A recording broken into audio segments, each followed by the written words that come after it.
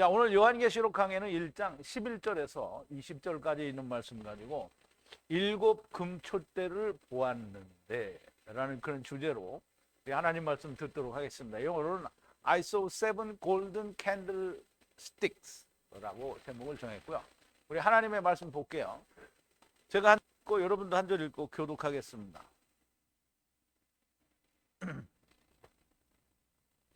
우리 마지막 절은 다 함께 봉독합니다.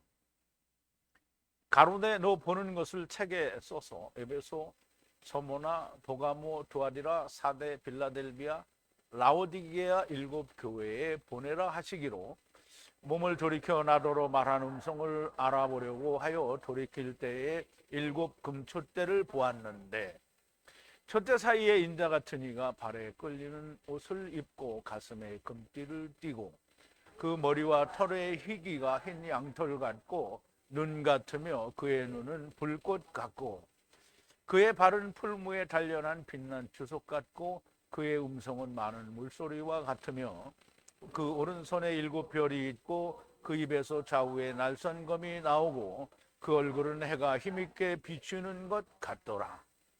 내가 볼 때에 그 발 앞에 엎드려 죽은 자같이 되며 뱀에 그가 오른손에 은을 내게 얹고 가라사대 두려워 말라 나는 처음이요 나중이니 곧 산자라 내가 전에 죽었었노라 볼지어다 이제 세세토록 살아있어 사망과 음부의 열쇠를 가졌노니 그러므로 네 본 것과 이제 있는 일과 장차 될 일을 기록하라. 네가 본 것은 내 오른손의 일곱 별의 비밀과 일곱 금촛대라. 일곱 별은 일곱 교회의 사자요 일곱 촛대는 일곱 교회니라. 아멘. 우리 기도하시겠습니다.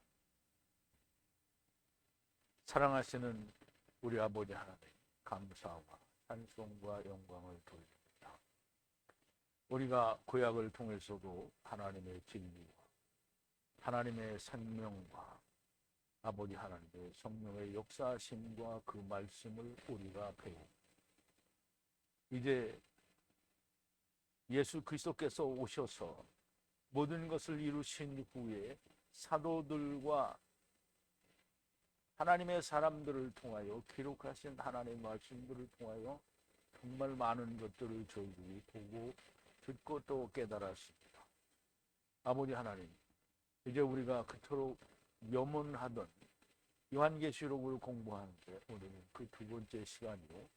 일곱 영과 일곱 별 그리고 일곱 교회 일곱 촛대에 대하여 우리가 공부를 하게 됩니다.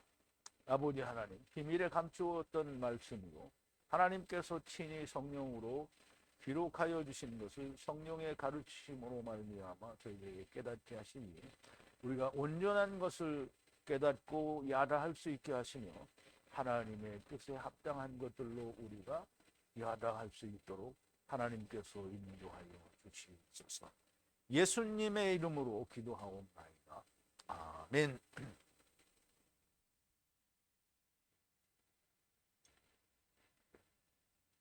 계시록에는 우리가 평소에 물론 이제 보기는 보았던 단어인데 그 보기는 보았던 그런 것들이 실질적으로 어떤 것을 의미하는지를 우리가 잘 알 수 없었던 때도 있었습니다. 그런데 계시록을 통해서는 일곱 교회와 일곱 영을 통해서 가장 기초적인 계시록을 이해하는 한 방법을 우리들에게 말씀을 해주시는 겁니다. 그래서 우리가 여기서 일곱 캔들스틱이라고 했는데요. 영어로는 그 캔들스틱, 촛대를 말해요. 촛대. 그래서 촛대는 우리가 하면 제일 먼저 떠오르는 게 뭐예요? 금촛대죠. 등대를 말하는 거죠. 그럼 일곱 등이 있고 여섯 가지가 있고 환도뼈 줄기가 있는 일곱 가지가 있는 촛대를 말하는데요. 그 촛대는 사실상 환도뼈 그 줄기가 누구를 나타낸다 그랬죠? 예수 그리스도를 나타내는 거예요. 그래서 이 촛대가 예수 그리스도를 나타내는 건데 좌우로 세 가지씩 있고요. 그리고 그 가지마다 전부 꽃과 꽃받침이 셋씩 있고 가운데 줄기에도 네 개가 있잖아요. 그러므로 이 촛대가 사실 성소에 있는 것이지만 떡상과 더불어서 하나님의 뜻을 온전히 말해주는 거다라고 우리가 그렇게 이해를 할 수 있습니다. 그래서 떡상과 촛대를 마주보고 있잖아요. 떡상에 있는 율법이 말하는 모든 것이 뭐다? 금촛대다라는 얘기를 할 수 있는 거죠. 그래서 떡상에 있는 레헴으로 금촛대가 완성이 되면 분향단에서 하나님께 올라가는 거로. 무슨 말인지 이해됐어요?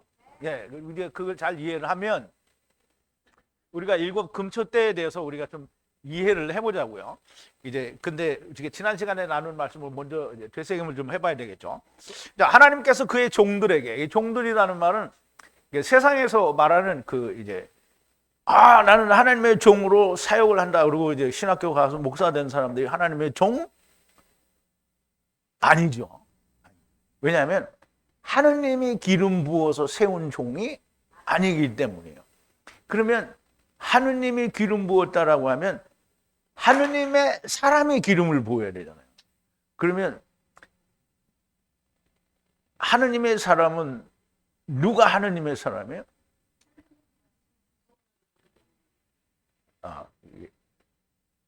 이사갈의 언약을 알고 하야 어세르 하야도 알고 처음 여호와 나중 여호와 첫사람 아담 나중 사람 아담 씨 뿌리는 자 거두는 자 큰형 작은 형이 아니죠. 큰 아들 작은 아들 이거 다 알아서 그걸로 하나님의 말씀을 증거하는 사람이 종이에요. 종. 나는 하나님의 종이야. 이거는 자기 스스로 종이에요. 하나님이 종을 삼은 게 아닌 거예요.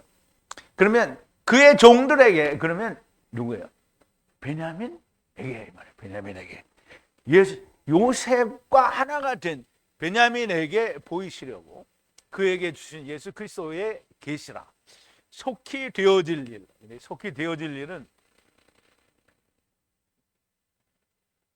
항상 각자에게만 속히 되어질 일이에요. 넓게는 2000년도 더 지났고 앞으로도 어디요? 800년은 더 지나야 되는 거예요. 그러니까 속히 되어질 일이지만 각 개인에게는 속히 되어질 일이고요. 그의 종 요한에게 그의 천사를 통하여 보내어 지시하신 것이라. 종들이란 모든 하나님의 하야세르 하야 사랑을 가진 그 계명, 그러므로 그 사랑을 가지고 계명을 지켜 형제를 사랑하는 자들을 말하고요. 하나님의 말씀과 예수 그리스도의 증거를 본 것을 모두 증거하였느니라 그랬어요. 그럼 사도 요한은 자기가 그 반모섬에서 본 모든 것을 어떻게 해요? 모두 증거했다라는 거예요. 계시에서 보고 아는 대로 증거하였다라는 것이고요.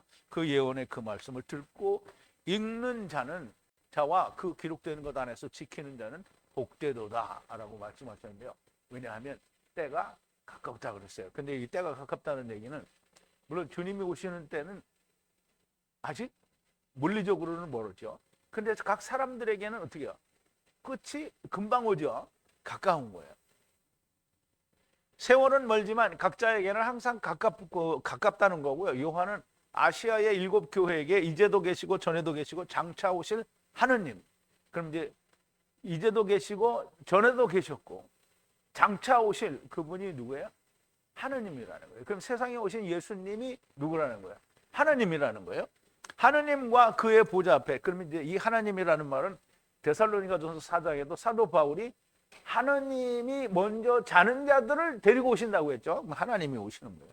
그의 보좌 앞에 7 성령으로부터 너희에게 은혜와 평화가 있을지어다. 신실한 증인이시고 죽은 자에게서 처음 나신 자요 땅의 왕들의 통치자이신 예수 그리스도께서 우리를 사랑하사. 7 성령이라는 말은 성령이 7개라는 말이 아니라고 했어요. 7 완전하게 이루어져야 할 성령이 7교회, 그럼 교회는 7개예요. 근데 하나가 돼야 될 그 교회에게 이제 은혜와 평화가 있을지어다라고 하고요. 신실한 증인, 예수 그리스도는 신실한 증인이죠. 하나님께서 증거하셨고 제자들도 다 증거를 하니까 신실한 증인이시고, 그리고 스스로 하나님의 나라가 되시니까 신실하지 않을 수가 없죠. 죽은 자에게서 처음 나신 자요. 그럼 이제 잠자는 자들의 첫 열매라는 말이고요. 땅의 왕들의 통치자이신, 세상 임금들의 통치자가 아니고요. 왕 같은 제사장들의 통치자가 되신 예수 그리스도께서 우리를 사랑하사 하야세르 하야의 사랑 안에서, 즉 이사갈과의 언약을 안에서, 그의 피 안에서 우리의 죄로부터 우리를 씻기셔서 우리를 제사장으로 만드신다는 거예요. 그럼 이제 보세요. 베드로가 얘기했죠. 우리는 다 거룩한 나라요, 그의 백성이요, 뭐라 그랬어요? 왕 같은 제사장이라고 했어요. 나라의 제사장이란 말이에요. 제사장으로 우리를 만드시고요, 우리를 하느님 그의 아버지의 나라의 제사장으로 만드신 그에게 영광과 힘이 영원으로 연합하라. 아멘. 그런데요, 메시아 왕국 제사장이 되게 하셨으니 그의 메시아 왕국이 영광과 권능이 영원의 영원으로 연합하시게 될 거다라는 말씀이죠. 아멘입니다. 보리라, 구름 안에서 오시리라. 모든 눈과 그를 찌는 자도 볼 것이요, 땅의 모든 민족들이 그를 인하여 애곡하리라. 참으로 그러하리라. 아멘. 그랬는데요, 하나님께서 구름을 타고 예수님께서 올라가시는데 구름이 가리워서 보이지 않는다고 했잖아요. 그럼 이제 그건 우리 말이 구름에 가리워서 보이지 않는 거고요, 올라가셔서 구름 속으로 이제 구름과 함께 끌어올려진 거를 말하는 거고요. 그럼 이제 거기 옆에 있던 두 천사가 뭐라 그랬어요? 너희가 본 그대로 오시리라고 했죠. 그러면 이제 구름과 함께 오시는 거예요, 또. 그래서 구름 안에서 오시리라. 모든 눈과 그를 찌른 자도 볼 것이요. 그럼 모든 눈인데요, 모든 눈 자체가 그러니까 우리 밑에서 주님을 볼 거예요, 아니면 우리가 주님과 함께 올 거예요? 그러면 찌른 자들은 뭐예요? 그러니까 찌른 자들은 아직 가탄이 안 된 자들을 말하는 거예요. 그럼 세상에 있는 자들이 다 안 된 자들이잖아요. 근데 그 중에서 불러 올리는 거예요. 그래서 이 사람들이 전부 애곡한다는 거야. 근데 이제 주님이 오시는 걸 모든 사람들이 다 본다고 그랬잖아요. 땅에 있는 모든 자들이 본다고 그랬는데 이것이 평평한 땅이 아니면 가능하지가 않은 겁니다. 그래서 지난 시간에 땅이 평평한 지도를 그림을 보여드렸고, 그리고 유엔이 가지고 있는 자기들의 귀가 어떻게 똑같이 생겼죠. 근데 그게 뭐냐면 우린 사기꾼이야 이렇게 얘기해요. 근데 그거 보면서도 다 넘어가죠. 그게 정말 웃기는 거죠. 평평한 세상에서만 가능하고요, 주 하나님께서 가라사대 나는 알파이고 오메가라. 지금 있고 전에도 있었고 장차 올 자라. 이 말은 지금 있고 전에도 있었다, 이게 지금 있고 나는 산 자라 전에 죽었었다, 이 말하고는 틀린 거예요. 지금 있고 전에 있었고, 이 말은 지금 코스모스에도 있고 전에 하나님 나라에도 있었다라는 거예요. 장차 올 자라. 여전히 장차 오실 분이라는 말, 재림하실 분이라는 거죠. 나는 전능자라 하시니라. 그럼 이제 보세요. 이게 우리가 전능자와 엘로힘의 차이를 오늘 아까 배웠잖아요. 근데 여호와 하나님이 지금 뭐라는 거예요? 예수님이 지금 뭐예요? 나는 전능자라. 그럼 아버지하고 똑같다는 거잖아요. 만물이 주 하나님 안에 있다라는 것이고요, 나 요한은 너의 형제요 고난에 그리고 왕국의 그리스도 예수 안에서 인내심에. 그러면 이제 고난도, 이게 사도 바울도 얘기했잖아요. 장차 영광을 얻기 위해서 고난도 함께 하여라. 그래서 고난에 참여하는 자고요, 왕국의 제사장에 참여하는 자고요, 그리고 주님이 오시기를 인내에 참여하는 자라는 거예요. 하나님의 말씀과 예수 그리스도의 증거를 인하여 반모라 부르는 섬에 하야했을 때에, 이제 섬에 유배를 간 거는 에베소에서, 사도 요한은 에베소에 또 오래 있었던 것 같아요. 근데 오래 있다가 거기서 이제 요한 1서, 2서, 3서도 쓰고 그랬는데, 도미티안 황제 때 이제 무슨 문제로 인해서 요한이 반모섬으로 유배를 갔어요. 그 섬이죠. 우리가 어떻게 지도에서 봤잖아요. 섬으로 유배를 갔는데 거기서 있다가 후에 다시 에베소로 돌아오기는 왔어요. 근데 그 반모섬에 유배를 갔을 때, 근데 왜 갔냐면 하나님의 말씀을 증거하고 그리스도 예수의 증거를 인하여 반모섬으로 유배를 갔다는 거예요. 그때 그 반모섬에 있는데 주님의 날 안에, 성령 안에 하야했는데, 주님의 날은 우리가 주일이라고 얘기하지 않았어요? 주님의 날은 뭐라고요? 주님이 재림하시는 날. 그러니까 주님이 심판하시는 날인데요, 심판은 두 번 하는 거죠. 그리스도 안에서의 심판, 그리고 세상을 심판하는 심판, 이 두 개가 있는 거예요. 근데 주님이 재림하시는 날 안에 그 재림하시는 날에 대하여 성령님 안에서 그걸 다 보게 되었다라는 얘기를 하는 거예요. 나의 뒤에서 큰 나팔 소리 같은 목소리를 들었으니 7년 환란에 대하여 나팔 소리를 내라고 주시는 말씀이 들렸다는 거예요. 근데 이제 그 나팔 소리를 내라고 무슨 비밀을 얘기했는지는 아직 안 나온 거예요. 그럼 이제 너희가 이렇게 환란을 당할 거니까 그때마다 너는 하나님께 나팔을 부르라는 거예요. 그래, 막 환란을 당하고 있는데, 아이고, 나 죽겠네, 이러고 가만히 있으면 하나님이 들어요, 안 들어요? 들어요. 애굽에 있을 때 이 사람들이 불렀어요, 안 불렀어요? 안 불렀어요. 근데 그 대신, 아이고, 나 죽네, 이게 아니고요.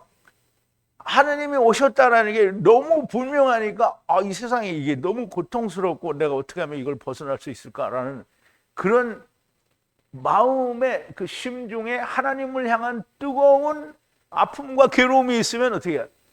나팔이 불러진 거예요. 그런데 진짜 내가 아까 한 것처럼 세상 사람들이 아이고 죽겠네, 나 죽겠네 이렇게 하면 나팔이 아니에요. 자, 오늘 본문 11절인데요. 가라사대 보는 것을 책으로 써서 7 교회에 보내라. 에베소로, 그리고 서모나로, 그리고 버가모로, 그리고 두아디라로, 그리고 사데로, 그리고 빌라델비아로, 그리고 라오디게아 교회로 보내라. 이렇게 해서 7 교회인데요.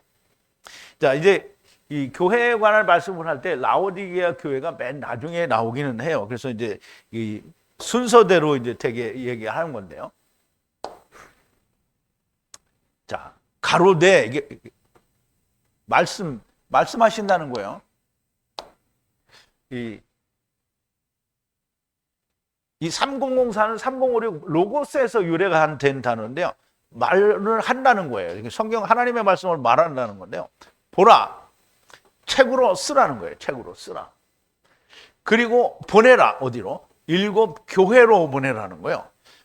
에베소로, 그리고 서모나로, 그리고 버가모로, 그리고 두아디라로, 그리고 사데로, 그리고 빌라델비아로, 그리고 라오디게아로 연합하도록, 그 말씀이 모든 7 교회에 그 말씀이 연합하도록 그 비밀, 하나님의 말씀을 지금 주는 거를 써서 보고 그것과 연합하도록 보내라는 거예요. 그러니까 7 교회가 한 교회가 될 수 있도록 보내는 말씀을 다 이루게 하라는 거죠.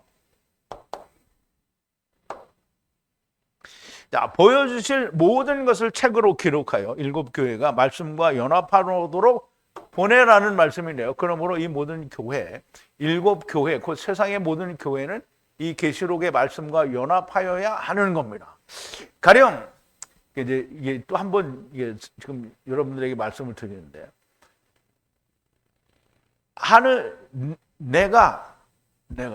나 스스로 우리는 하나님의 교회야라고 막 우긴다고 해서 그럼 하나님의 교회예요?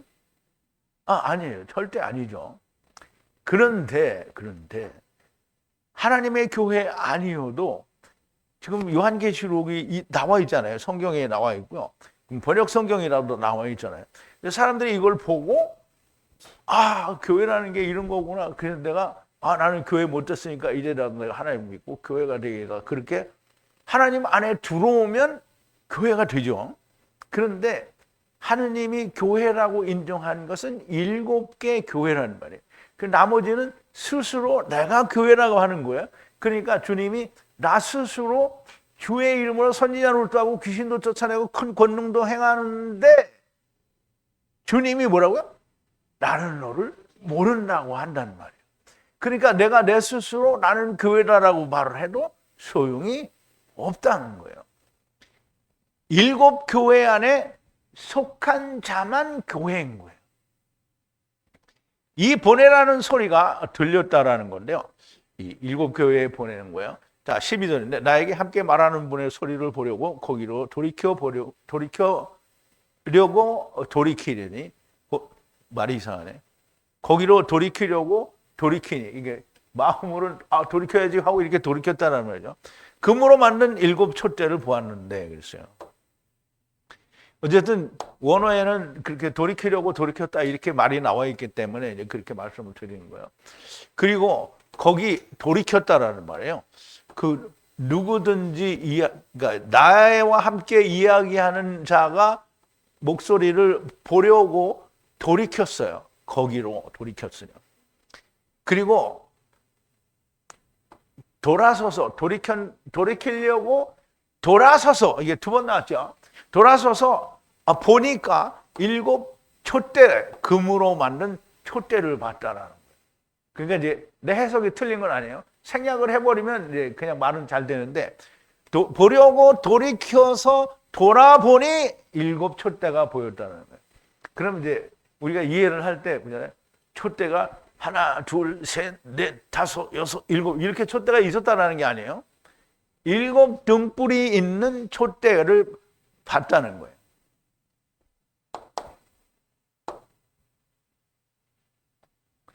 자, 촛대 7을 본 것이 아니라 가지가 7인 성소 안에 떡상 앞에 두는 촛대를 본 거예요. 그래서 우리가 그림을 좀 보자고요. 이게 촛대예요. 물론 이제 그 사람들이 만든 것과 똑같지는 않지만 이제 사람들이 다 올려놓은 촛대란 말이에요. 그러면 이제 여기가 불을 켜는 등이고요. 이게 위에 기름을 이게 등잔이고 여기 이제 기름을 붓고 여기 이제 불을 붙이는 건데요. 그리고 꽃과 꽃받침이 있고요. 여기도 꽃과 꽃받침이 있고 꽃과 꽃받침 그리고 꽃과 꽃받침이 또 이렇게 있어요. 그래서 여기는 4개예요, 4개. 4대까지 간다는 얘기를 하는 거예요. 그리고 가지가 3개인데 여기는 등불과 있고 또 꽃과 꽃받침이 있고 꽃과 꽃받침이 3개 있죠. 그럼 여기 환도뼈 줄기에 이쪽으로 3개가 연결이 되어 있어요. 이게 한 편이고요. 그리고 여기도 3개가 있으니까 여기는 다른 한 편이에요. 근데 다른 한 편이라니까 그러니까 한쪽은 처음이고요. 여기는 나중이에요. 그리고 여기는 뭐냐면 정오예요. 정오에 누가 죽죠? 예수님이 죽어요. 그럼 예수님이 환도뼈 줄기란 말이에요. 여기 예수님 죽음을 기준으로 해서 여기는 처음이고요. 그 죽음 이후에는 뭐라죠? 나중이에요. 그 딱 맞죠? 근데 이제 이게 다음 얘기가 뭐냐면 이거를 사도 요한이 이걸 본 거예요. 그런데 이 촛대와 그러니까 이렇게 그건 이제 잘 표현을 못 하겠는데 거기에 이렇게 겹쳐서 인자 같은 이가 보이는 거예요. 그러니까 이게 한눈으로 보는 게 성령 안에 들어가서 보는 거잖아요. 그러니까 뭔가 이상이나 환상이다 이렇게 얘기할 수 있는 거죠. 자, 이게서 촛대를 좀 이해를 하시고요. 이 촛대는 환도뼈 가지와 한편 그리고 다른 한편 3가지로 있는 것으로 예수 그리스도를 말씀하는 것이고 환도뼈 가지는 정오 예수 그리스도를 말하고 한편은 처음이고 다른 한편은 나중이 된다. 이제 설명을 드린 대로죠. 자, 13절인데요. 그리고 7 촛대 가운데 안에 인자와 같은 이가 있는데 발목까지 내려오는 옷을 입고 가슴은 금으로 된 띠로 묶었더라. 이렇게 돼 있어요.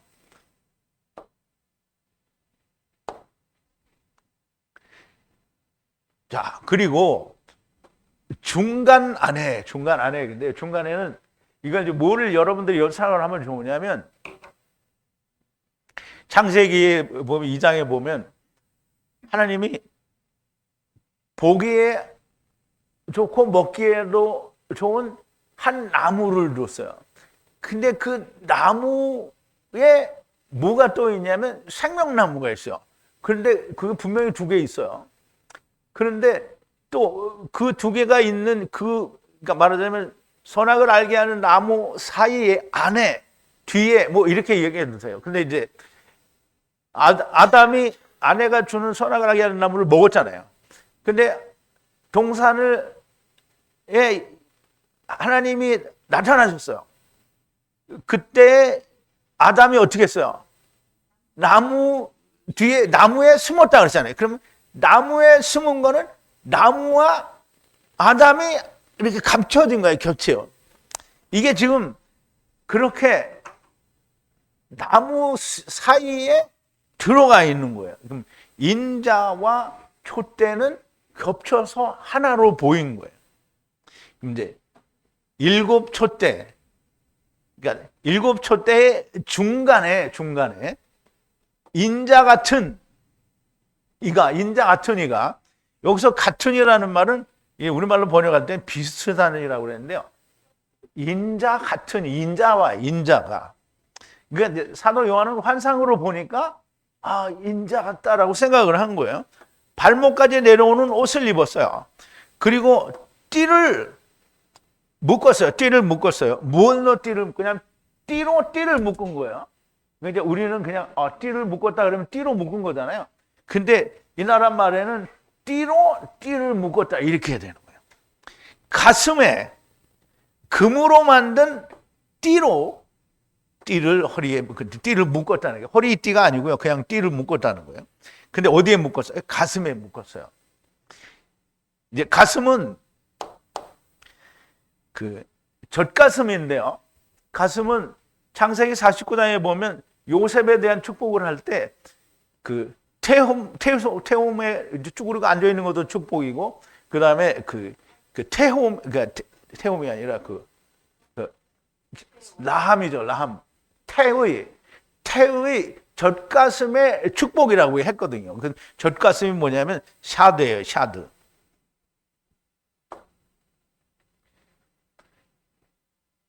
자, 사도 요한이 보신 것을 문자로 읽고 그분이 본 그대로를 우리가 설명하거나 이해하기는 참 쉽지 않은 거예요. 그런데 일곱 촛대가 보이고 그 가운데 인자 같은 이가 서 있다라는 거예요.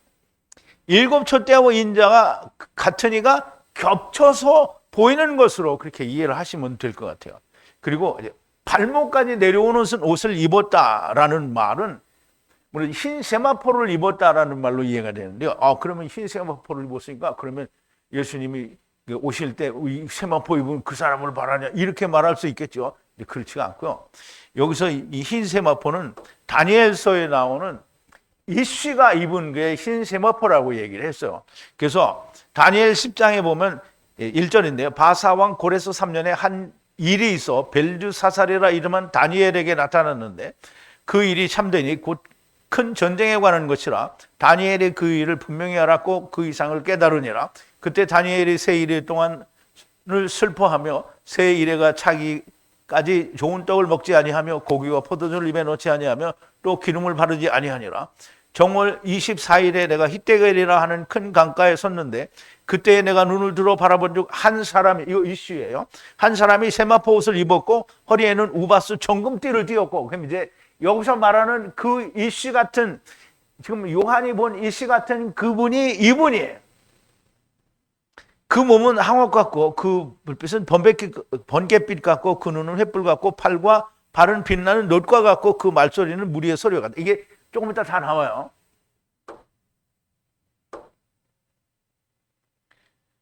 그리고 가슴은 마스토이스인데요. 마스토이스는 히브리어는 샤드예요. 젖가슴을 번역을 하는데요. 우리 한번 보죠. 자, 창세기 49장 25절인데 요셉에 관해서 야곱이 축복하는 건데요. 네 아비의 하나님께로 말미암음이니 그가 너를 도우실 것이요 전능자로 말미암나니 그가 네게 복을 주실 것이요 위로 하늘의 복과 아래로 원천의 복과 젖먹이는 복과 태의 복이로다. 이렇게 이제 우리말에는 이렇게 번역이 됐어요. 그럼 이제 우리가 원문을 하나씩 살펴보자고요. 자, 여기는 엘로힘이 아니라 엘이에요. 엘 하나님 아버지께서 도우신다는 거예요. 구원하신다는 거예요. 그리고 전능자죠. 그러면 이제 여기 엘이 나왔으니까 엘샤다이를 말하는 거잖아요. 전능자의 축복이라는 거예요. 축복이라. 그리고 무슨 축복이냐?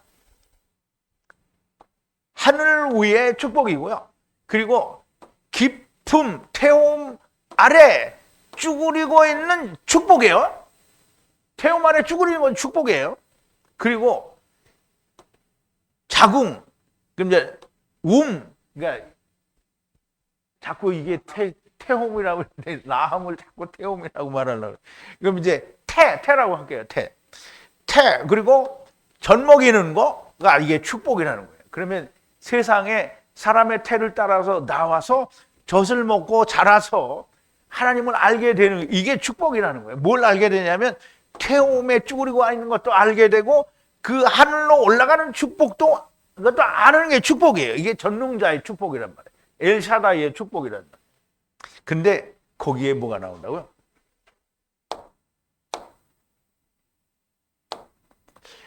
젖가슴.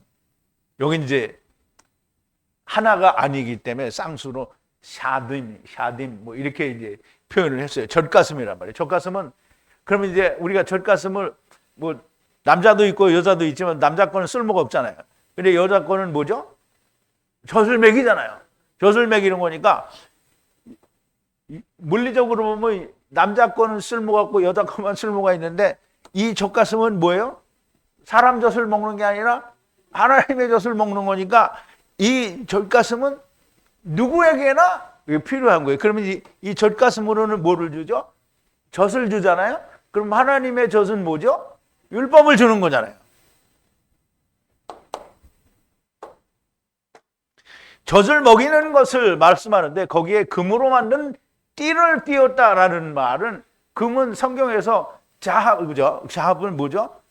창세기에도 보면 정금이라고 했죠. 그럼 정금은 뭐죠? 하나님의 말씀을 말하는 거예요. 하나님의 말씀을 먹이는 분이라는 뜻이 있는 것으로 그렇게 보여집니다. 그래서 사도 요한이 지금 금초대를 봤는데 금으로 된 띠를 가슴에 이렇게 묶었다라는 말은, 그 가슴으로는 뭐가 나온다고요? 하나님의 젖, 율법으로 말미암은 생명의 물이 나오는 걸 말하는 거예요. 자, 그래서 이제 14절인데요. 그런데 그의 머리와 털은 양털같이 희고 눈과 같이 희고 그의 눈은 불의 불꽃 같고 그랬어요. 그런데 그의 머리는, 이게 왜 이런 데서 쓰는 거예요? 아닌데, 그런 데가 맞는데. 그런데 머리는 그의 머리가 여기 있는데, 여기 둘 다 그의 머리는 어떻게 해요?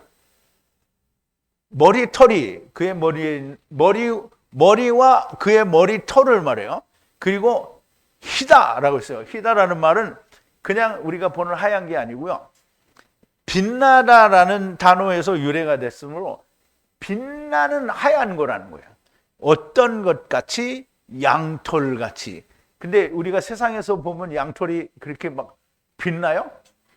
우종충하고 막 지저분하냐? 왜? 양이 더럽게 돌아다니잖아요. 근데 하나님이 보여주시는 그 양털은 눈이 빛이 나는 것처럼 그렇게 빛난다는 거예요. 근데 또 양털도 부족해서 뭐라고 하냐면, 그렇게 똑같이 빛나는데 뭐처럼? 눈처럼. 근데 눈은 진짜 그래요. 눈이 온 다음에 해가 쫙 비치면 눈이 얼마나 바짝바짝바짝 하잖아요. 근데 그거보다 더 빛이 나는 거예요. 자, 그리고 눈, 이거는 스노우가 아니고요. 그 눈이에요. 사람 눈 말이에요. 그의 눈은 어떻게 해요? 불의 불꽃 같다는 거예요. 그러니까 그냥 불꽃이 아니고요. 불의 불꽃 같다는 거예요. 그러면 이게 무슨 말이냐면 불로 불꽃을 튀기는 거예요. 이렇게. 그럼 하나님의 그 인자의 눈에서 불이 팍 비치는 거예요. 그러니까 가짜를 보면 불이 팍 비치니까 가짜가 나타나요, 안 나타나요? 경수자매님한테 팍 비쳤어요. 경수자매님 속에 가지고 있는 가짜가 드러나겠어요, 안 드러나겠어요? 드러나죠? 있어요, 없어요, 가짜가?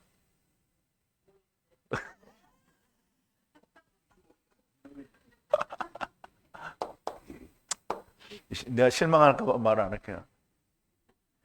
자, 그의 머리와 털은 양털 같고 흰 눈과 같이 같은데 빛이 난다는 건데, 이게 빛이 나는 게 성경에서 우리가 어떤 걸로 살펴볼 수 있냐면, 이제 마태복음 17장에 보면 거룩한 산에 주님과 그 베드로와 야고보와 요한이 같이 갔죠. 그때 거기서 누구를 보냐면 예수님이 해같이 빛나는 걸 보고요. 그리고 모세와 엘리야를 본단 말이에요. 그때 그 해같이 빛나는 그게 하얀 거예요. 자, 그리고 변화했어요. 그들 앞에서 변화했는데요. 빛났어요. 그의 얼굴은 해같이 빛나고 그의 의복은 희게 빛과 같이 밝게 보였다는 거예요. 그럼 이게 계시록에 본 거 똑같죠? 똑같아요.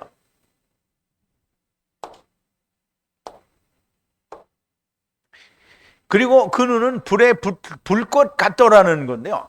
불은 하나님의 불을 말하죠. 그래서 하나님의 불은 애쉬인데요. 애쉬는 하나님의 불은 성령을 말하죠. 성령을. 그래서 이제 우리 한번 보죠. 또. 자, 이제 마가복음 9장 49절인데요. 사람마다 불러서 소금 치듯 함을 받으리라. 이게 우리말에는 이게 해석이 너무 짧게 돼 있어요. 자, 모든 것 위에 불로 소금을 뿌린다 그랬어요. 소금 위에. 그러니까 불이 있으면 불에다 소금을 던지면 어떻게? 소금이 어떻게? 다 녹아지겠죠? 그러면 이제 그리고 모든 재물 위에 소금을 뿌린다는 거예요. 그럼 이제 그 구약에 보면 모든 재물에는 소금을 뿌리게 돼 있어요. 그럼 이제 그 소금, 그래서 그걸 뭐라고 한다고요? 소금 언약이라는 거예요. 소금 언약이라는 건 변하지 않는다라는 거예요. 그러면 소금에 소금을 뿌리듯이 소금을 뿌린다라는 말 언약을 뿌리는 거잖아요. 언약을. 근데 불에 소금을 뿌리듯이 하나님 말씀이 뿌려지는 거예요. 그러면 이 불이 뭐라고요? 성령이에요. 성령.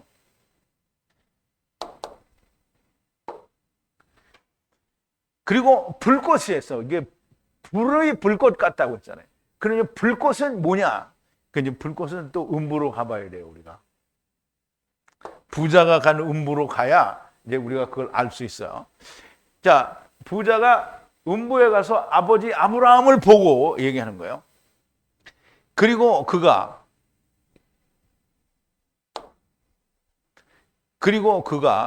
소리쳐서 말하되 아버지 아브라함이여 나를 긍휼히 여기소서. 그리고 나사로를 보내셔서 자기에 담궈 달라는 거예요.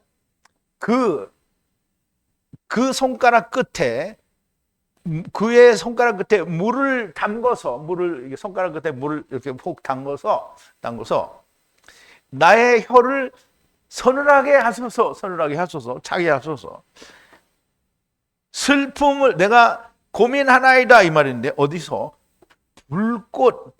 이 불꽃 안에서 그 음부에서는 뭐라 한다 했죠? 이게 소금 언약을 불에다가 팍팍 치는데 이걸 거꾸로 말하면 소금 언약에다 불꽃을 팍팍 튀기는 거예요. 그래서 불꽃이에요. 성령으로 팍팍 이렇게 튀겨져서 불꽃이에요. 그러면 이 불꽃 때문에 부자가 뭐 한다고요? 고민하는 거예요. 슬퍼하고 애통하는 거예요. 불꽃. 그러니까 음부는 성령으로 소금에다가 불꽃을 치는 걸 말하는 거예요. 너무 분명하게 설명하고 있는 거예요. 그러니까 이제 그냥 이것만 볼 때는 잘 모르는데 계시록하고 여기 같이 연결해서 보니까 딱 맞잖아요. 그죠? 그래서 이 성령으로 이렇게 비춰주는 걸 말하는 거예요. 그는 거룩한 산에서 보이신 것처럼 빛나고 하나님의 주신 말씀이 있는지 성령의 불꽃으로 보시는 거예요. 아까 이경수 자매님을 그 인자 같은 이가 불꽃을 팍팍 비친 것처럼 그렇게 아까 비췄어요. 분명히 자매님이 모른다고 했잖아요. 비췄기 때문에 모른다고 한 거잖아요. 안 비췄으면 모르죠. 그래도 모르죠. 그럼 이상한데 좀. 어쨌든 그렇게 불꽃으로 모든 사람을 그 성령의 불꽃으로 비치면 다 보이는 거예요. 자, 15절인데요. 그리고 그의 발은 화로 안에 태워진 것 같은 주석과 같고 그의 목소리는 많은 물소리와 같으며 그랬어요. 이게 아까 다니엘서에 나오고 그대로 나오는 거예요. 그리고 그의 발은 같다라는 말이에요. 주석과 같다는 건데요. 이게 화덕 안에서 태워진 주석과 같다는 거예요. 그리고 그의 목소리는, 그의 소리는 많은 물소리와 같다 그랬어요.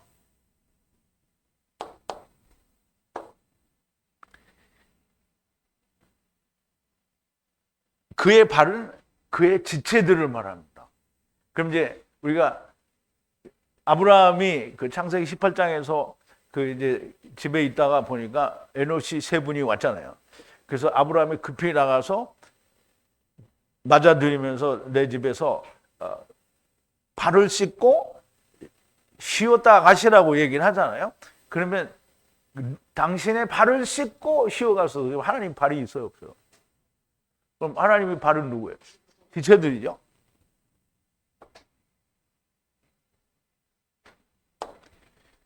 여호와께서 마물의 상수리 숲을 근처에서 아브라함에게 나타나시니라. 오정쯤에 그가 장막문에 앉았다가 눈을 들어본즉 사람 셋이 맞은편에 에노시 셋이 맞은편에 섰느니라. 그가 그들을 보자 곧 장막문에서 달려나가 영접하며 몸을 땅에 굽혀 가로되 내 주여 내가 주께 은혜를 입었사오면 원컨대 종을 지나가지 마옵시고 물을 조금 가져오게 하사 당신들의 발을 씻으시고 나무 아래 씻어서 내가 떡을 좀 가져오리니 당신들의 마음을 쾌활하게 하신 후에 지나가소서. 당신들이 종에게 오셨음이니이다. 그들이 가로되 네 말대로 그리하라. 그럼 이제 보세요. 하느님이 물론 에노시로 왔으니까 그럼 에노시가 발이 있지 않냐 이렇게 생각할 수 있어요. 그런데 우리가 에노시 세 분이 왔다는 건 하나님이 왔다는 얘기를 하고 있는 거잖아요. 그러면 하나님의 발이 있냐 이걸 물어봐야지 에노시 발이 있냐 그럼 그냥 땅에서 보는 거잖아요. 그러면 땅에 오신 에노시 하나님인데 땅에 오신 에노시가 자기 발 닦고 그냥 먹고 쉬다 간 거예요. 그러면 그게 무슨 말씀이 연결이 되겠어요? 하나님의 발을 씻는다라는 말은 그리고 나무의 기대라는 말은 그냥 나무가 아니에요. 분명히 나무, 성경이 말하는 그 나무에 기대어 쉬라는 거예요. 발을 씻으라는 거예요. 그럼 발을 씻는 거는 누가 발을 씻어요? 우리들의 발을 누가 씻어요? 예수님이 씻잖아요. 그러면 여기에 지금 오신 그 예수님이, 이 하나님이 엘샤다의 하나님과 여호와 하나님 세 분이 온 거라는 말이에요. 그러니까 그러면 엘샤다의 하나님께서 당신들의 지체의 발을 씻을 거다라는 얘기를 하는 거다. 그러면 지체들의 발을 누가 씻냐고? 여호와 하나님, 나중 여호와 하나님이 씻는 거예요. 그러면 그렇게 씻고 나무에서 기대어 쉬다, 나무에서 달려 돌아가셔서 그렇게 발을 씻고 쉬는 거에 안식하는 거라고요. 야, 이게 무슨 말인지 이해됐죠? 그 전보다 훨씬 더 많이 이해됐죠?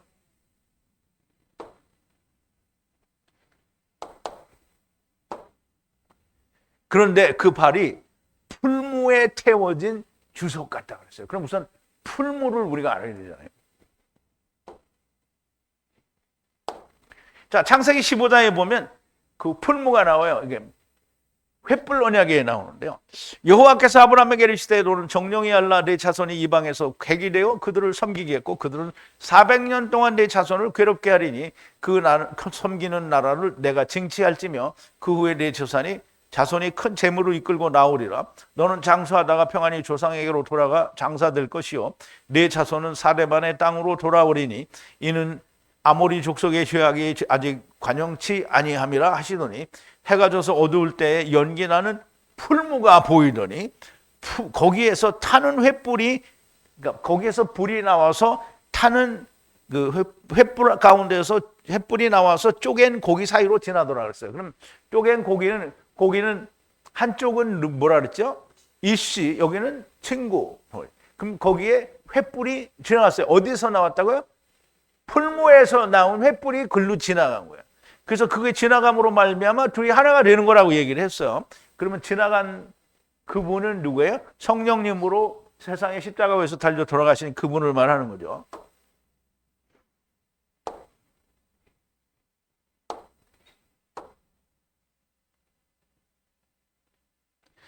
이게 주석 같다고 하시는데요. 주석은 칼코 리바노인데 칼코 리바노. 근데 이거는 합성어인데요. 칼코스 리바노스의 합성어예요. 그러면 칼코스라는 말은 뭐냐면 네오셰트, 구리를 말하고요. 그 다음에 리바노스는 유향을 말해요. 유향. 그러면 구리는 되게 그 재단이 아니라 그 이제 불화덕이나 이런 게 이제 말하자면 그 노스로 만들어졌는데요. 그리고 그 재단의 그 그물 위에 보면 뿔이 네 개가 있죠. 그것도 다 노스로 만들어졌어요. 그래서 그 노스로 태워진 유향인데요. 그러면 물고기로 울타리 안에서 성령으로 죽어서 하나님께 유향이 된 예수 그리스도를 말하는 거예요. 이해 갑니까? 그 뒤를 따르는 모든 자들을 발이라고 하는 거예요. 많은 물은 공창 위의 물과 아래의 물이 합쳐진 물, 즉 말씀을 말하는 겁니다. 자, 16절인데요. 그리고 그의 오른손 안에는 7별을 가졌고, 그리고 그의 입으로부터 예리한 양날의 검이 나오고, 그의 얼굴은 그의 차바 안에서 해같이 빛나리라 그랬어요.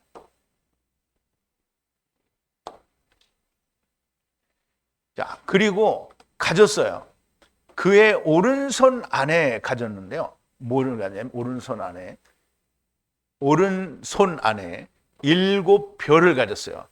그리고 그의 입으로부터 칼이 나오는데, 무슨 칼이 나오냐면 양날의 예리한 칼이 나오는 거예요. 그의 입에서, 누구의 입에서? 7촛대와 인자 같은 이가 발목까지 덮는 긴 옷을 입고, 그리고 가슴에는 금띠를 두른 그분의 입에서 뭐가 나오면 양날의 검이 나오는 거예요. 그리고 그의 형상은 태양빛 같이 보이며 그의 권능 안에서 태양처럼 보이더라. 그럼 이제 그의 권능이라는 말은 물론 그냥 우리가 그 권능이나 능력으로 말할 수 있지만 보통 차바를 번역한다고 했잖아요. 권능은. 그러면 그의 차바 안에서 해같이 빛나는 거예요. 천사들 안에서 해같이 빛난다는 얘기를 하는 거예요. 그럼 이제 이 양날의 검은, 그러니까 칼이 있어요. 그러면 이쪽에도 날이 있고 이쪽에도 날이 있어요. 그러면 이제 우리가 사람들이 말하기를 양쪽에 날이 있으니까 가죽을 벗기기에 좋다 뭐 이렇게 얘기를 하는데요. 그게 아니고요. 칼이 양쪽이니까 주님이 섰잖아요. 주님이 말씀이잖아요. 그러면 칼이 말씀이란 말이에요. 그럼 좌측에도 말씀이 있고 우측에도 말씀이 있어요. 자르는 말씀이 있다는 거예요. 그러면 한쪽은 율법이고 한쪽은 복음이라는 거예요. 그것을 양날의 검이라고 하는 거예요. 그러면 우리가 이제 성경에서 하나님 말씀이라고 할 때 하나님 말씀은 율법도 하나님 말씀이고 복음도 하나님 말씀이잖아요. 근데 그 복음의 하나님의 말씀과 율법 하나님의 말씀이 뭘로 갈려져요? 정오를 통해서 갈려지는 거잖아요. 그러니까 그게 양날의 검이라는 것을 말씀을 하는 거예요. 그의 오른손에 가진 7별은 20절에는 이제 설명이 20절에 나오는데요. 7교회의 별사자다. 그러니까 별천사다라고 이렇게 말을 하는데요. 그의 입에서 나오는 것은 좌우에 예리한 날이 있는 검을 말하는데요. 이것을 히브리서에서 이렇게 설명을 합니다. 히브리서 4장 11절인데 그러므로 우리가 저 안에 들어가기를 힘쓸지 이는 누구든지 저 순종치 아니하는 본에 빠지지 않게 하려 함이라. 하나님의 말씀은 살았고 운동력이 있어 좌우의 날선 어떤 검보다도 예리하여 혼과 영과 및 관절과 골수를 찔러 쪼개기까지 하며 또 마음의 생각과 뜻을 감찰하시나니. 하나님 말씀 이거 다 하는 거예요. 물론 이제 이거 나름대로 또 설명을 이미 드렸고 또 이제 그걸 보려면 다시 봐야 되는데요. 좌우의 날선검이라는 거예요. 아까 조금 전에 말씀드린 대로 예수 그리스도로 말미암는 율법과 복음의 칼을 말하는 거죠. 그렇게 지으신 것이 하나도 그 앞에 나타나짐이 없고 오직 만물이 우리를 상관하시는 자의 눈앞에 벌거벗은 것 같이 드러나리라. 그러므로 우리에게 큰 대제사장이 있으니 승천하신 자 곧 하나님 아들 예수시라. 우리가 믿는 그 도리를 굳게 잡을지어다. 그러면 이 예수님이 사도 요한의 그 환상 이상 속에 나타난 그분이 이분이라는 거예요.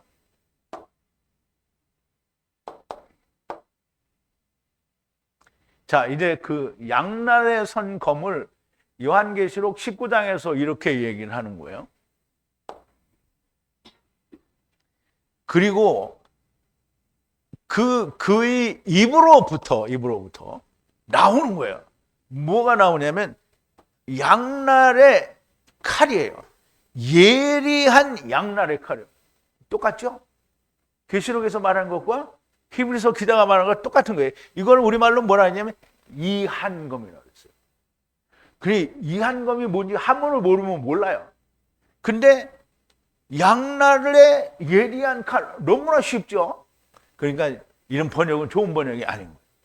그리고 그것으로 이방인을 치고 만국을 친다는 거예요. 이방은 이제 천하 만국을 치고, 그리고 그들을 철의 막대기 안에서 그들을 지킨다는 거예요.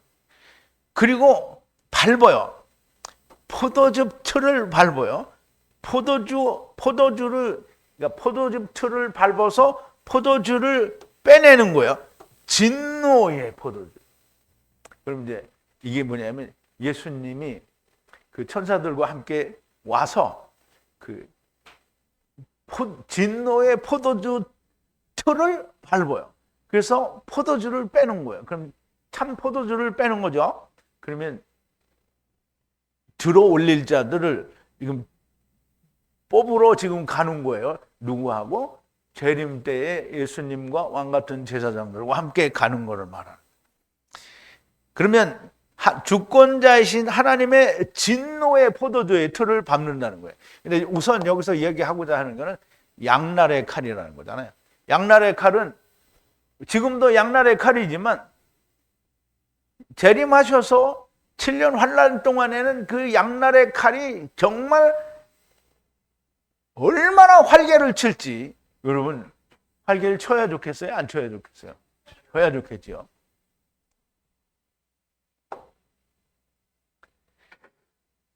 그리고 차바 안에서 해같이 빛난다. 이걸 아까 보신 걸 다시 한번 볼 텐데요. 마태복음 17장 그 변화산이죠. 말하자면 거룩한 산에서 그들 앞에서 변화되는데 그의 얼굴은 빛나는데 태양같이 빛나고, 그리고 그의 의복은 흰빛같이 불꽃처럼 불이 비친다라는 말이죠. 그래서 그렇게 희게 빛난다라는 말을 하는 거예요. 왜 일로 왔지?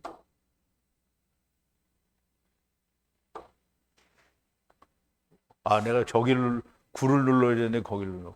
자, 이제 17절인데요. 그리고 그를 보는 동안에 그의 발 앞에 떨어져 죽은 자같이 되매 그의 오른손을 내 위에 두시고 말씀하시되 두려워 말라. 나는 처음이요 나중이라. 육신을 가진 사도 요한이 다시 오실 주님을 이상으로 보지만 다시 오실 주님을 보는 거잖아요. 그럼 이제 우리가 사람이 하나님이 나타나면 어떻게 돼요? 그 앞에서 콱 꼬꾸라져 죽은 것 같이 돼야 되는데, 지금 요한이 지금 그 상태인 거예요. 막 죽은 것 같이 돼야 되는데 지금 성령 안에 있기 때문에 간신히 버티고 있는 거예요. 그러니까 우선 이제 원문을 좀 보죠.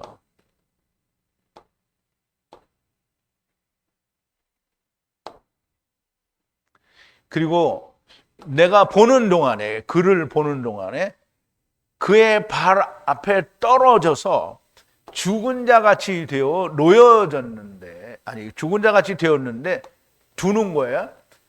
내 위에 그의 오른손을 두었어요. 오른손을 얹고, 그리고 말씀하시기를 두려워하지 말라. 나는 처음이요 그리고 나중이라 그랬어요. 그러면 예수님이 처음이고 나중이라. 그럼 이제 우리가 처음과 나중을 알았으니까 예수님이 나는 처음이요 나중이라, 이 말은 내가 처음 여호와여 나중 여호와다, 이 말씀을 하시는 거예요. 이거 이해 안 되면 계시록은 꽝꽝입니다. 상당히 그냥 아무리 봐도 모르는 거예요. 육신을 가진 사도 요한이 다시 오실 주님을 이상으로 만나보는 동안 사도 요한은 그 앞에 떨어져서 죽은 자 같이 되었는데요. 주님과 같은 모양이 아니면 죽어야 하는 것이 인생인데 하나님의 성령의 역사하심으로 죽지 않고 주님의 계시를 받게 되는 거고요. 주님이 사도 요한을 위해 오른손을 얹으시고 두려워 말라, 나는 처음과 나중이라고 말씀을 하십니다.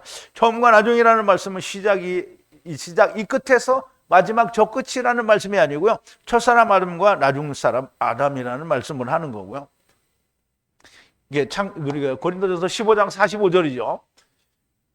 기록된 것과 같이 첫 번째 아담으로 네피시 하이로 연합하고, 그리고 나중 아담은 살려주는 영으로 연합한다라는, 첫사람 아담 안에서 영이 되었고 나중 사람 아담 안에서 살려주는 영이 되었다라는 그 말을 너무나 명백하게 하시는 거고요. 그리고 또 이 말씀은 처음 여호와와 나중 여호와라는 말씀을 하는 거예요. 그럼 우리가 첫사람 아담과 나중 사람 아담으로 말했는데, 첫사람 아담과 나중 사람 아담은 이사야서에서 그분은 처음 여호와고 나중 여호와라는 거예요. 우리 들어오는 입구 위에도 이사야서 44장 6절을 그냥 한글 번역으로 지금 올려놨는데요. 이제 보시죠. 원문을 우리가 보는 거예요. 자, 이스라엘의 왕이신 여호와가 말하노라, 이와 같이 말하노라. 그러면 여호와라는 말은 엘로힘을 담고 있는 말이에요. 그래서 물으는, 여호와의 군대를 물으는 나는 처음이요, 그리고 나는 나중이라. 나 외에는 엘로힘이, 그럼 여호와 엘로힘이죠. 엘로힘이 없다는 거예요. 나 외에는. 그러면 처음 여호와, 나중 여호와. 그럼 처음 여호와 하나님, 나중 여호와 하나님을 말하는 거예요. 그러면 이것이 첫사람 아담 안에서 나중 사람 아담 안에서를 이야기하는 거예요. 왜냐하면 처음 여호와 하나님이 데리고 오신 차바들을 나중 여호와 하나님이 어떻게 해요? 물으시는 거를 이야기하는 거잖아요.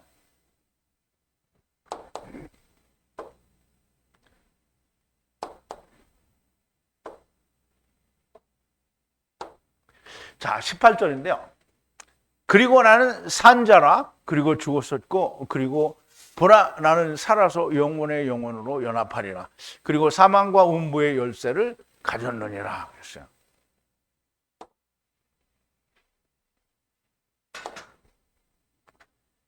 자, 그리고 그 산자라. 지금 예수님이 사도 요한의 이상에 나타나가지고 환상으로 나는 산자라 이렇게 말하면 육신이 살았다는 거예요? 영이 살았다는 거예요? 영이 살았다는 거죠. 그리고 내가 죽었었다라는 거예요. 그러면 육신으로 세상에 와가지고 죽었었는데 육신은 죽었고 이제 영이 살았다라는 얘기를 하는 거예요. 그리고 보라, 이제 살아서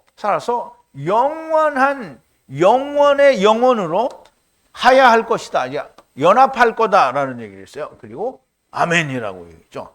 그리고 내가 가졌어요. 뭘 가졌냐면 열쇠를 가졌는데요. 사망과 음부의 열쇠를 가졌어요. 그러면 여러분 이거를 그냥 주님이 열쇠가 있으니까 열었다 닫았다 이렇게 생각하면 안 돼요. 그러니까 사망에는 누가 집어넣지 않아도 누구든지 다 사망으로 가요. 음부에도 누가 집어넣지 않아도 간단 말이에요. 알아가요. 근데 열쇠가 왜 필요해요? 그걸 열으려면 필요한 거예요. 그러니까 사망을 열고 음부도 열어요. 누가? 예수님이 그걸 한단 말이에요. 그냥 예수님이 아니고요. 하나 되신 예수님이, 하나 되신 여호와 하나님께서 그거를 여는 열쇠를 가졌다는 거예요. 그러니까 나중에 여호와 하나님이 그 열쇠로 열어요. 그래서 사망과 음부도 어떻게 해요? 삼킨다는 거예요. 삼켜져 버린다는 거예요. 재밌죠? 자, 주님은 산자이시고 육체가 산자가 아니고 영으로 산자요. 그리고 육체로 사망에 왔다가 육체를 버리시고 위에 십자가에서 죽으셨고 다시 육체가 살았다가 이제는 영원한 집을 입은 지금 영이 산자로서 영원의 영혼과 연합할 것이라는 말씀이고요. 주님이 사망과 음부의 열쇠를 가지고 있다는 건데요. 사망에서 생명으로 옮기는, 음부에서 하나님 나라로 옮기는 열쇠를 가지신 분이라는 거예요. 자, 이 열쇠를 가지신 분이 누구냐면 구약에서는 다윗이 이 열쇠를 가지고 있다고 해요. 그러면 다윗이 열쇠를 가졌으니까 주님이 열쇠를 가졌어요. 그러면 다윗은 누구를 얘기하는 거예요? 예수님을 이야기하는 거다라는 말을 우리는 너무나 명백하게 설명을 할 수 있겠죠. 이사야서인데요. 다윗의 어깨에 집의 열쇠를 주는데요. 누구도 열면 닫을 자가 없고 닫으면 아무도 열 자가 없다는 거예요. 그럼 이제 보세요. 항상 닫혀 있어요. 들어가는 거는 막 들어가요. 항상 닫혀 있어요. 그런데 여는 닫혀 있으면 누가 열 수 없어요. 그런데 열면 누가 닫을 수가 없어요. 그러니까 이제 보세요. 일단은 우리한테는 열렸잖아요. 그럼 우리는 누가 닫을 수가 없는 거예요. 그런데 음부에 갔잖아요. 그럼 누가 열 수가 없는 거예요. 주님이 열기 전에는 안 돼요. 근데 분명히 예수님께서 베드로에게 뭐라 했어요? 내가 너에게 천국의 열쇠를 주노니 그랬어요. 그럼 네가 땅에서 매면 하늘에서 매고 땅에서 열면 하늘에서 열린다. 그러면 우리가 베드로가 가진, 그러니까 하나님이, 그러니까 주님이 베드로에게 주신 말씀, 아버지가 주님이 베드로에게 주신 말씀, 그거 있어야 열쇠 있는 거예요. 그럼 교회 다니는 사람들이 우리 교회 나오세요. 그러면 그거 열쇠 아니에요. 분명히 하나님이 베드로에게 주신 그 열쇠로, 즉 베드로가 가진 그 믿음이 열쇠인 거예요. 그 믿음이 아니면 그 믿음은 뭐죠? 주는 그리스도시요 살아계신 하나님의 아들입니다. 거기엔 모든 게 다 드는 거예요. 그 믿음 위에 뭐라고 했어요? 하나님이 자기 교회를 세우신다고 했잖아요. 그리고 그 믿음으로 열면 하늘에서 열리고, 네가 그걸로 안 열면, 일부러 안 여는 건 아니에요. 베드로가 일부러 안 열겠어요? 여러분들이 일부러 안 열어요? 아니, 안 열어져, 열을래도. 왜냐하면 걔가 아무것도 안 믿기 때문에. 그러면 열쇠를 가졌다라는 말은 이제 땅에 있을 때는 열면 닫을 자가 없고요. 그럼 이제 안 열리는 사람은 열려지지가 않는 거잖아요. 그냥 죽죠? 그럼 산채로 죽었죠? 어디로 가죠? 음부로 가죠? 음부로 가면 아무도 안 열어요. 언제 열어요? 주님이 맨 마지막에 열어요. 자, 무슨 말인지 알겠죠? 잘 이해가 됐어요? 우리 자매님도 잘 이해가 됐죠? 확실해요? 자, 이제 19절인데요. 그러므로 본 것을 기록하되 이제 있는 일과 장차 될 일을 이것들과 함께 기록하라 그랬어요.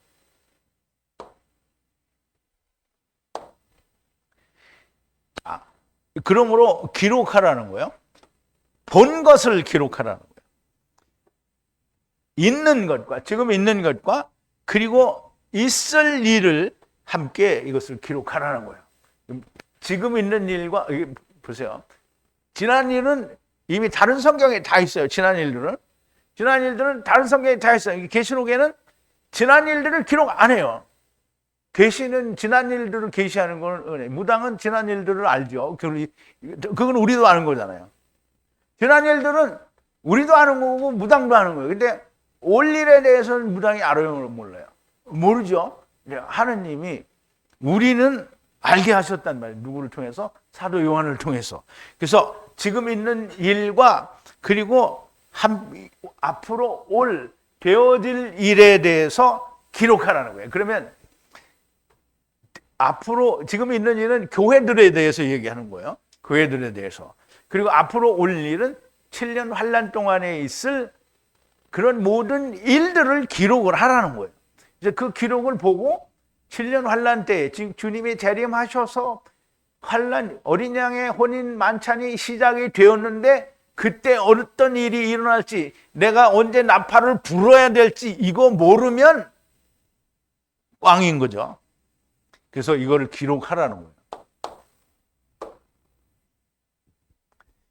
계시는 지난 것을 계시한다고 하지 않고요. 본 것은 이제 있는 일들과 장차 메시아 왕국과 함께 오는 7년 동안에 있을 일들에 대하여 기록하라는 말씀이십니다.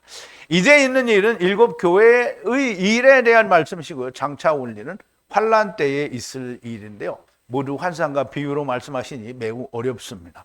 하나님의 성령님께서 인도하여 주실 것이라고 믿고요. 주님의 재림은 어린 양의 혼인잔치가 됩니다. 우리 지난 시간에도 말씀을 드렸죠. 이제 마지막 절 20절인데요. 나의 오른손 위에 본 7별과 7 금초대의 비밀은 그 7별은 일곱 교회의 사자들이요 그리고 일곱 촛대는 일곱 교회니라 그랬어요.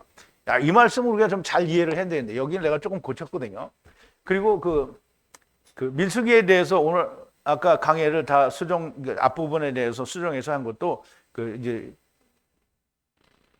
원고를 먼저 거는 내리고 다시 올렸어요. 그러니까 여러분들이 한글로 가져간 거에는 없어요. 그러니까 이제 지금 올라가 있는 거를 다시 받으면 그게 다 나와요. 그리고 이 계시록에도 이것도 고친 거를 아침에 고친 거를 먼저 걸 내리고 다시 올렸어요. 그러니까 여러분들이 한글로 본 거에는 안 나와요. 그러니까 다시 그 원본을 받아보면 나와요. 자, 그 비밀은 일곱 별은 나의 오른손 위에 있는 보이는 일곱 별은 일곱 별과 그리고 일곱 촛대, 금으로 만든 일곱 촛대의 비밀은 그러니까 일곱 교회의 일곱 별천사라는 거예요. 일곱 교회에 있는 별들은 일곱 교회의 뭐라고요? 별천사라는 거예요. 별천사. 그리고 일곱 촛대는 일곱 교회라는 거예요. 일곱 촛대는 일곱 교회라는 거예요. 그러면 이제 보잖아요. 그럼 성소에 촛대가 일곱 개 있어요? 하나죠. 하나인데 일곱 촛대라는 말은 하나가 되어야 할 촛대가 일곱 교회로 나타났다는 거예요. 그러니까 이 교회들은 한 가지는 가지고 있다는 거예요. 아무것도 없는 게 아니라 한 가지는 가지고 있다는 거예요. 그래서 이게 고쳐져서 완벽하게 되면 한 교회가 되는 거예요. 그러면 일곱 교회와 일곱 별천사를 말하는 거예요. 일곱 교회와 별천사.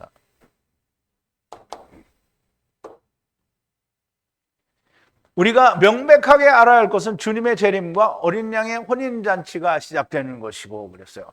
그러면 분명히 어린 양의 혼인잔치라고 하니까 맨날 결혼 피로연 같이 생각하면 안 돼요. 혼인 만찬이에요. 혼인 만찬. 자, 요한계시록 19장에 보면 우리가 즐거워하고 크게 기뻐하여 그의 영광을 돌리세 어린 양의 혼인 기약이 이르렀고 그 아내가 예비되었으니 그에게 허락하사 빛나고 깨끗한 세마포를 입게 하셨은즉 이 세마포는 옳은 성도들의 옳은 행실로다 하더라.